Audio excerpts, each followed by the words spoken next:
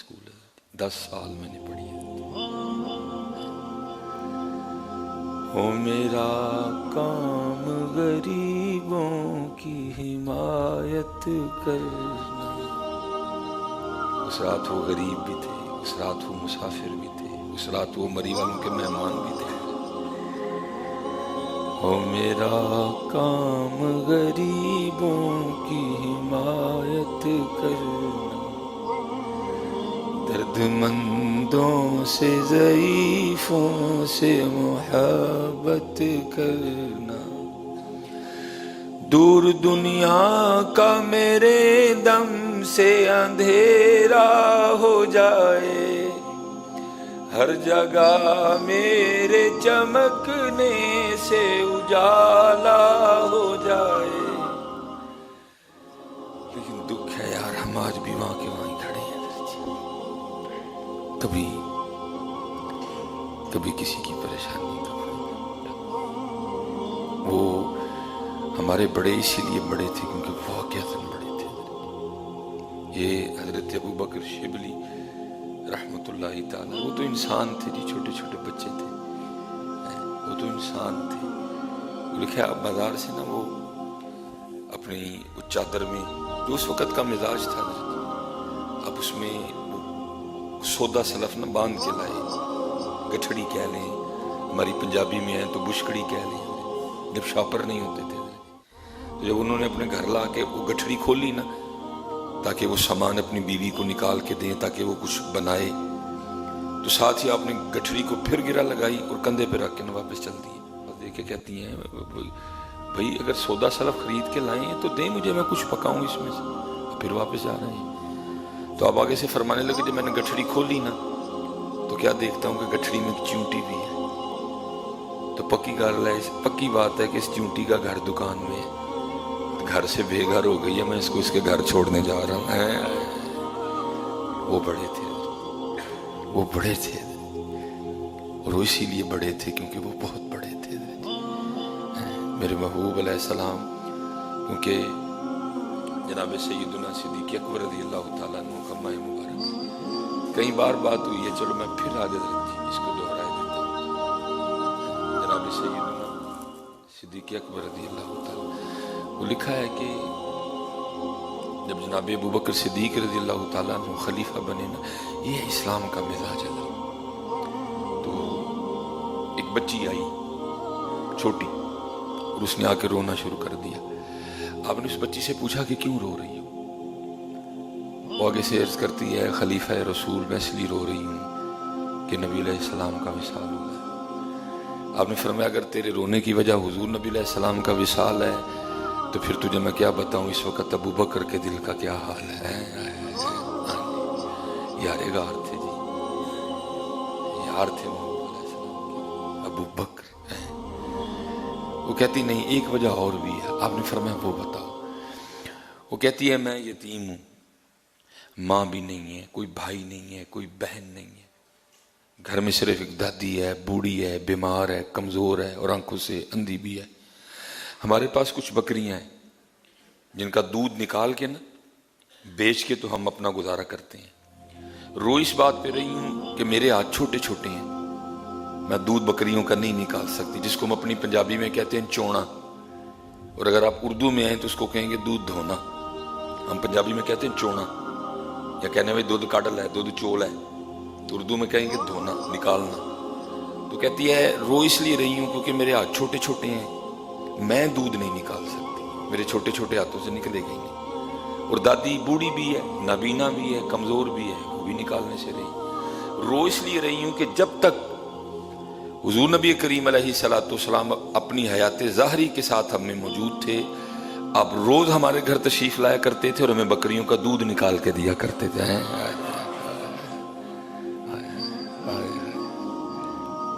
سبحان اللہ۔ محبوب اگر تجھے نہ بنانا ہوتا تو میں کچھ بناتا ہی نہ ہے۔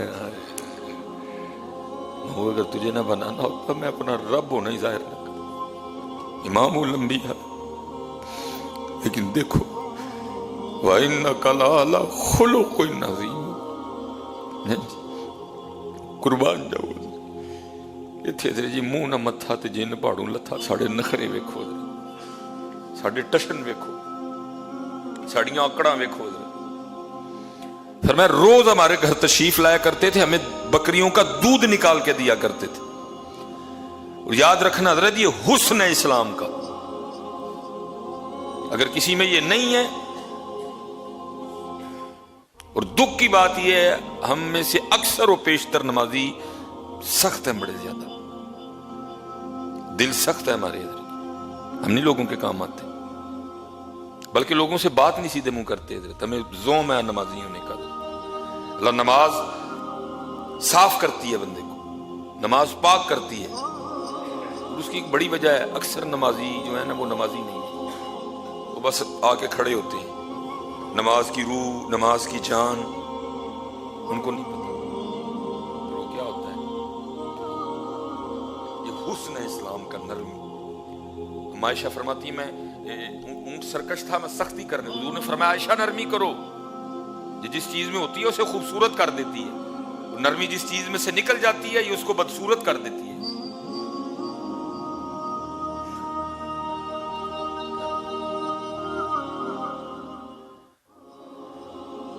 जनाब अबू बकर रज़ियल्लाहु ताला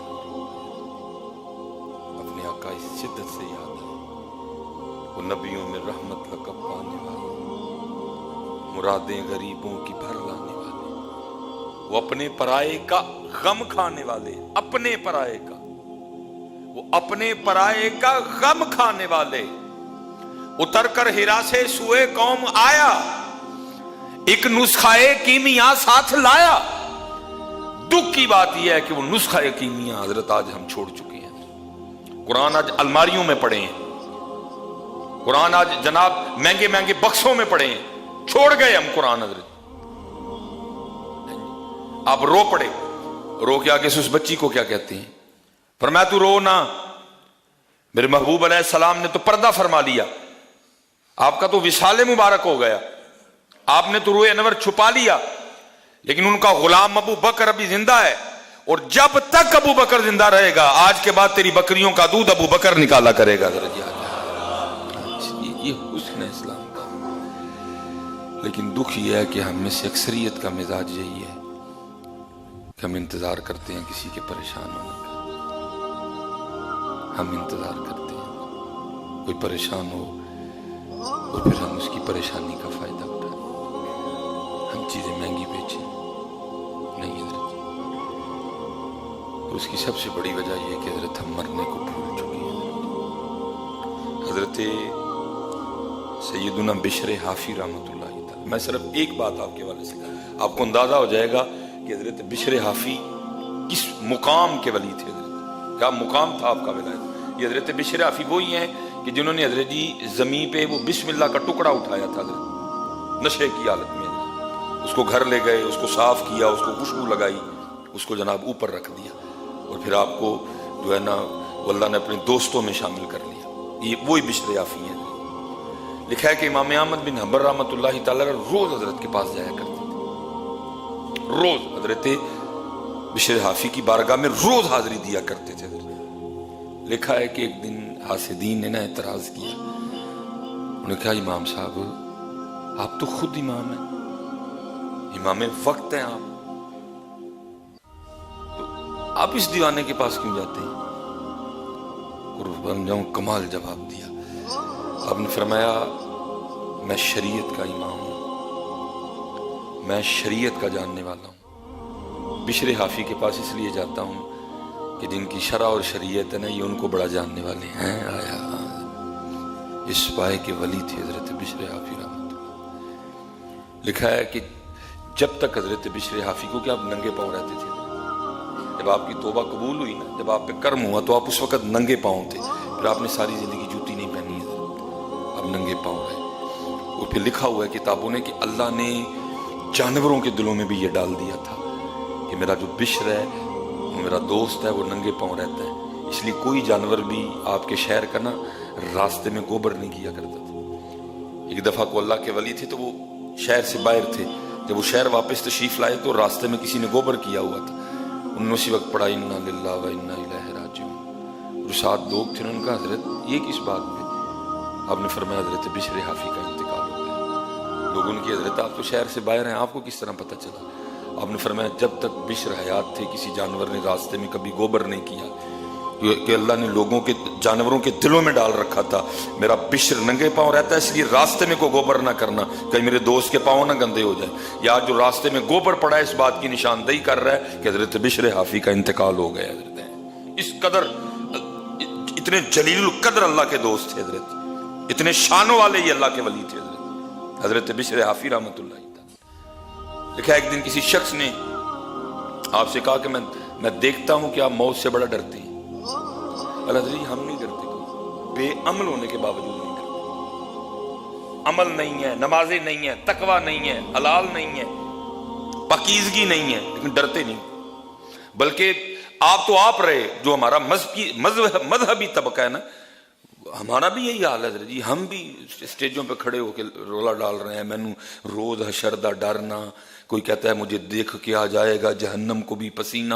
لیکن حضرت بشر حافی رحمۃ اللہ تعالی علیہ کیفیت یہ ہے کہ دیکھ کے بندہ کہہ رہا ہے حضرت میں دیکھ رہا ہوں کہ آپ موت سے بڑا ڈرتے ہیں، ہم نہیں ڈرتے، ہمیں ڈر ہی نہیں ہے کہ ہم نے پیش ہونا ہے۔ مالک پوچھے گا بتا بندے کیا کر کے آیا تو، کدھر ہے تیری نمازیں؟ کیا تیرے کان میں حی علی الصلاۃ کی آواز نہیں آتی تھی؟ ایک شادی کا تجھے کارڈ آ جاتا تھا، اس کی تو بڑی تیاریاں کرتا تھا۔ کیا تیرے کان میں آواز نہیں آتی تھی قبا سے؟ کیا تیرے کان میں آواز نہیں آتی تھی مہاجرین سے؟ کیا تیرے کان میں آواز نہیں آتی تھی ساتھ والی مسجد سے؟ کیوں نہیں تو نماز پڑھنے آیا؟ ڈر ہی نہیں کسی کو پرواہ ہی نہیں کہ کسی نے ہمیں پوچھنا، ہم نے کسی کو جا کے جواب دینا۔ ایسی بے خوفی چاہیے۔ تو نے کیوں داڑھی نہیں رکھی؟ تو نے کیوں سر پہ ٹوپی نہیں رکھی؟ تو نے کیوں میرا ذکر نہیں کیا؟ تو تجھے مال دیا تھا، کیوں تو نے میرے راستے پہ خرچ نہیں کیا؟ تو نے کیوں صلہ رحمی نہیں کی؟ کیوں تو نے معاف نہیں کیا؟ کیوں تو نے پردے نہیں ڈالے؟ ایسی بے خوفی تاری ہے، کوئی ڈر ہی نہیں کسی کو۔ اور حضرت بشر حافی کی حالت یہ ہے کہ کوئی دیکھ کے آپ کو کہہ رہا ہے حضرت میں دیکھتا ہوں کہ آپ موت سے بڑا ڈرتے ہیں، میں دیکھتا ہوں کہ آپ موت سے بڑا ڈرتے ہیں۔ تو آگے سے حضرت بشر حافی جواب کیا دیتے ہیں؟ فرمایا موت سے ڈر نہیں لگتا، ڈر تو اس کی بارگاہ میں جا کے جواب دینے سے لگتا ہے۔ موت سے ڈر نہیں لگتا، ڈر تو اس بات پہ لگتا ہے کہ اس کی بارگاہ میں جا کے جواب کیا دینا۔ اور ہمارا حال یہ ہے کہ ہم انتظار کرتے ہیں حضرت کوئی مصیبت زدہ کو پریشان ہو، ہم پھر اس کے پریشان ہونے کا فائدہ اٹھائیں۔ میں حضرت گاڑی کی نمبر پلیٹ بنوانے چلا گیا، ظاہر ہے سفر کرنا ہوتا ہے، آپ کو پتا ہے ذرا موٹر وے پہ بڑی سختی ہے کہ وہ جو ہے نا نمبر پلیٹ کے بغیر گاڑی موٹر وے پہ نہیں چڑھنے دیتے۔ میں گیا میری نمبر پلیٹ 700 روپیہ، کل ہے جی میں نہیں ذرا ایمرجنسی چاہیے، میں سفر تے نکلنا ہے، نہیں پھر 1500 لگے گا۔ اللہ مجھے 1500 سے کوئی فرق نہیں پڑا، اس نے کچھ زیادہ نہیں کیا، اسی طرح پلیٹ کاٹی، اسی طرح اس پہ اس نے نمبر لکھا، کچھ بھی ہوتا نا کچھ زائد کیا اس نے۔ ہم انتظار کرتے ہیں کہ پریشان آئے، بھلا وہ ڈھیروں ثواب کما سکتا تھا، کوئی نہیں حضرت نہیں دے دینا ڈاکڑا مسئلہ، دین ہے اس نے مجھے 1500 میں بھی تو دین ہے، تو 700 میں کیا تھا حضرت وہ جو کہہ رہا تھا کل لے جانا۔ ہم انتظار کرتے ہیں حضرت کوئی پریشان ہو تو پھر ہم اس کی پریشانی کا فائدہ اٹھائیں، نہ اٹھانا کبھی۔ تم نے اس کی پریشانی کا فائدہ نہیں اٹھایا، تم نے کیسا گڑھا کھودا ہے جس میں یا تو ان قریب تم خود گرو گے یا تمہارے گھر والوں میں سے کوئی گرے گا۔ تم نے وہ کانٹے بچھائے ہیں جو ان قریب یا تمہارے پیروں میں چبھیں گے یا تمہارے گھر والوں میں سے کسی کے پیروں میں چبھیں گے۔ اس لیے کام آنا ہمیشہ لوگوں کے کام آنا۔